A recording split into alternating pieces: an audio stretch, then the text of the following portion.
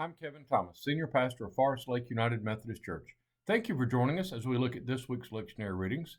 Today, let's talk about Matthew chapter 20, verses 1 through 16. For the kingdom of heaven is like a landowner who went out early in the morning to hire laborers for his vineyard. After agreeing with the laborers for the usual daily wage, he sent them into his vineyard. When he went out about 9 o'clock, he saw others standing idle in the marketplace, and he said to them, "You also go into the vineyard, and I will pay you whatever is right." So they went.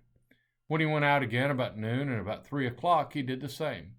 And about 5 o'clock he went out and found others standing around, and he said to them, "Why are you standing here idle all day?" They said to him, "Because no one has hired us." He said to them, "You also go into the vineyard."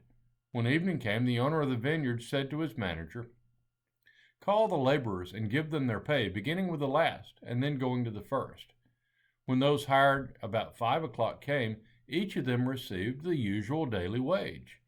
Now when the first came, they thought they would receive more, but each of them also received the usual daily wage. And when they received it, they grumbled against the landowner, saying, "These last worked only 1 hour, and you have made them equal to us, who have borne the burden of the day in the scorching heat." But he replied to them, "Friend, I'm doing you no wrong. Did you not agree with me for the usual daily wage?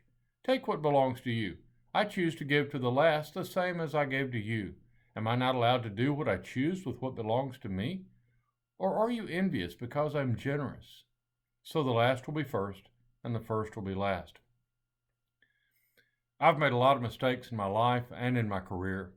I've been on the wrong side of too many issues for far too long.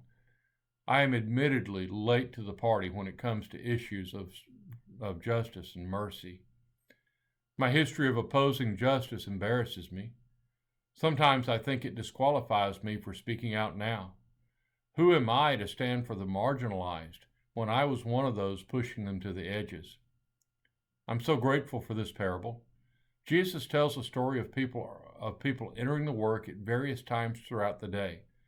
The real shocker is the ones who joined the workforce at the last hour still received a full day's pay. How incredibly generous of the landowner to value the work of the last group without disrespecting the work of the group that worked all day. The story gives me hope that God values us the same way.